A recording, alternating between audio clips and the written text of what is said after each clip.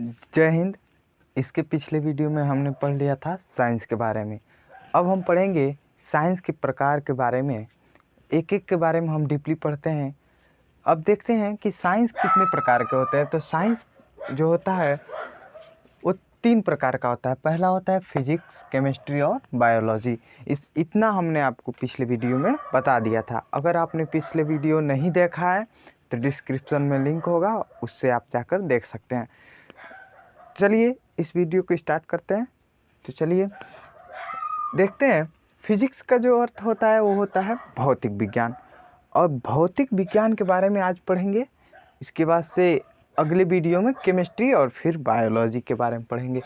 पहले हम पढ़ते हैं फिजिक्स के बारे में। तो फिजिक्स आखिरकार होता क्या है, इसका परिभाषा हम आपको दे दें कि फिजिक्स जो होता है कि प्रकृति में होने वाली सभी घटनाओं का अध्ययन जो होता है वो फिजिक्स के अंतर्गत किया जाता है। मतलब कि फिजिक्स के अंतर्गत होने वाली सभी घटनाओं का अध्ययन हम फिजिक्स के अंतर्गत करते हैं। ये हो गया फिजिक्स की परिभाषा। अब देखते हैं कि इसकी उत्पत्ति कहाँ से हुई है। ठीक है, तो इसकी उत्पत्ति जो होती है वो होती है फ्रांस के फ्यूसिस शब्द से। देखिए 2 ठो उत्पत्ति दिया है यहाँ पे। ठीक है, तो एक दिया है फ्यूसिस। फ्यूसिस का मतलब प्रकृति। फ्रांस के फ्यूसिस शब्द से और ग्रीक भाषा के पूसिका शब्द से हुई है। ठीक है, तो क्या कहा हमने कि इसकी उत्पत्ति 2 भाषाओं से, यानी कि 2 भाषाओं से मिलकर फ्यूसिस जो कि फ्रांस की भाषा है और फूसिका जो कि ग्रीक भाषा है, ये इन दोनों से मिलकर ही फिजिक्स का उत्पत्ति हुआ है। और इन दोनों का अर्थ जो होता है वो होता है प्रकृति। अभी हमने आपको बताया कि इसी से परिभाषा बनता है कि प्रकृति में होने वाली सभी घटनाओं का अध्ययन हम किसके अंतर्गत करते हैं, फिजिक्स के अंतर्गत करते हैं। ठीक है, यहाँ तक समझ में आया। चलिए अब देखते हैं इसके फादर कौन है।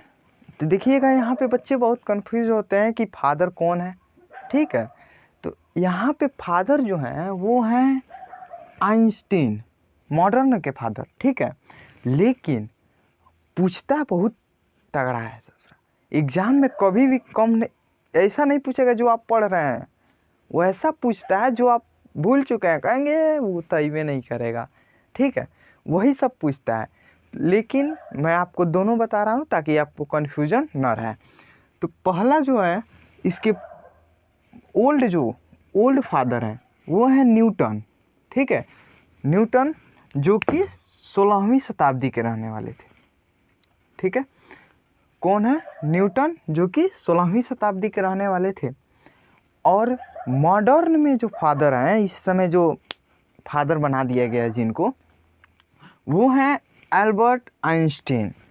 ठीक है, एल्बर्ट आइंस्टीन को सब लोग जानते होंगे क्योंकि इन्होंने ही सबसे अधिक अपने दिमाग का यूज किया है आज तक, लगभग में 14%। ठीक है, तो एल्बर्ट आइंस्टीन जो होते हैं इन्होंने क्या किया, फिजिक्स के बारे में अधिक बहुत सारी इन्होंने क्या दी, थ्योरी भी दी। ठीक है, और इन्होंने सबसे मेन जो है वो दिया था सापेक्षता का सिद्धांत। पहले देख लेते हैं एल्बर्ट आइंस्टीन का जन्म कब हुआ था। तो एल्बर्ट आइंस्टीन का जन्म 14 मार्च 1889 ईस्वी को हुआ था। ठीक है, और कहाँ हुआ था? तो वो हुआ था जर्मनी के उल्म शहर में। ठीक, चलिए इतना समझ में आया। अब देखते हैं इनका सिद्धांत कौन कौन सा था। ठीक है, इन्होंने बहुत सारी सिद्धांतें दी हैं जिनमें सबसे महत्वपूर्ण है E बराबर mc²। ठीक है, ये जो होता है इसका मतलब जो होता है कि E बराबर, यानी कि E मतलब E का मतलब होता है कि ऊर्जा आखिरकार क्या होता है उसके बारे में बता रहा है कि E बराबर यानी कि ऊर्जा बराबर मास, m से मास यानी कि द्रव्यमान। ठीक है, मास यानी कि द्रव्यमान, ऊर्जा बराबर द्रव्यमान इंटू यानी कि निर्वात में C से निर्वात में प्रकाश की चाल। निर्वात का मतलब जैसे मान लीजिए यहाँ पे पृथ्वी है, ठीक है, और यहाँ पे सूर्य है, ठीक, यहाँ पे पृथ्वी है, यहाँ पे सूर्य है। अब सूर्य और पृथ्वी के बीच आप जानते हैं कि वायुमंडल जो है लगभग 13 किलोमीटर पाया, 13 नहीं, लगभग 13, शायद 13 किलोमीटर पाया जाता है, ठीक है।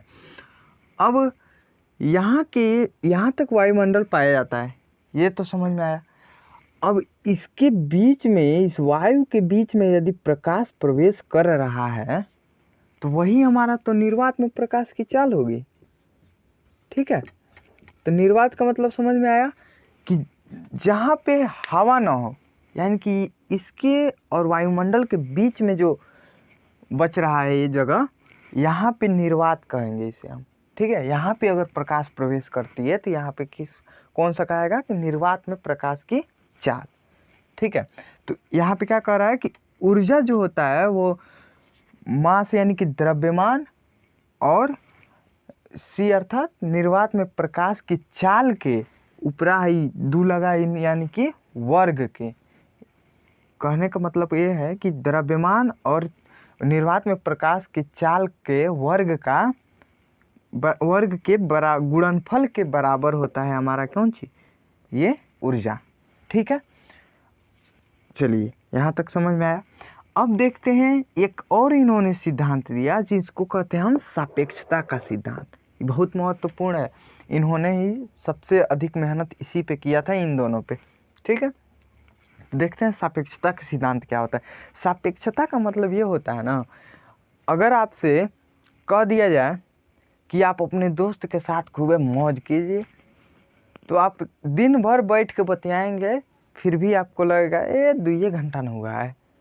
और वही आपको ले जा कर तावा पर बैठा दिया जाए, आप तब आपको लगेगा कि 2 मिनट वाला लगेगा कि ये तरीके 2 घंटा से बैठा है, जर के करिया हो गया, ठीक है।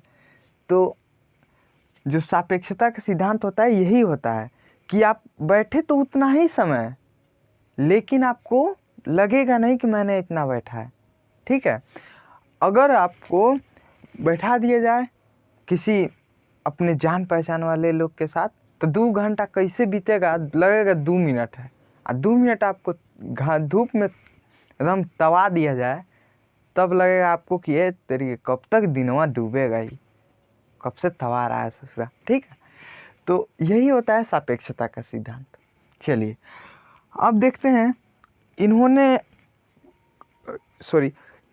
अब देखते हैं कि फिजिक्स में पढ़ते हैं हम फिजिक्स, लेकिन बहुत बच्चों को ये नहीं पता होता कि कौन सा हम फिजिक्स पढ़ते हैं, ठीक है।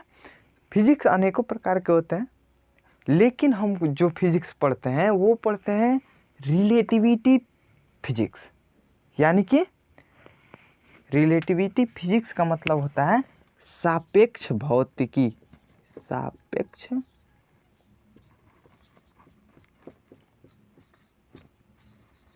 भौतिकी। कौन सा फिजिक्स पढ़ते हैं, रिलेटिविटी फिजिक्स, जिसे हम कहते हैं सापेक्ष भौतिकी। यही हम पढ़ते हैं, यही फिजिक्स हम पढ़ते हैं। अभी को हमने बताया सापेक्ष किसे कहते हैं, यानी कि सापेक्षता, अभी बताया कि ठीक उसके विपरीत।